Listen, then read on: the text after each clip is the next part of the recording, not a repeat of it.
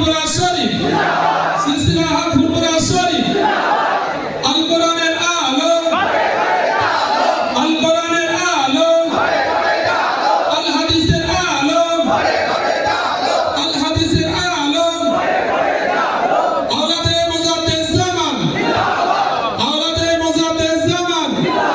আমাদের সকলের প্রাণপ্রিয় আব্বাস ভাইজান কিবলা আমাদের সকলের প্রাণপ্রিয় আব্বাস হুজুর পীর কিবলা কোয়েম্বাটুর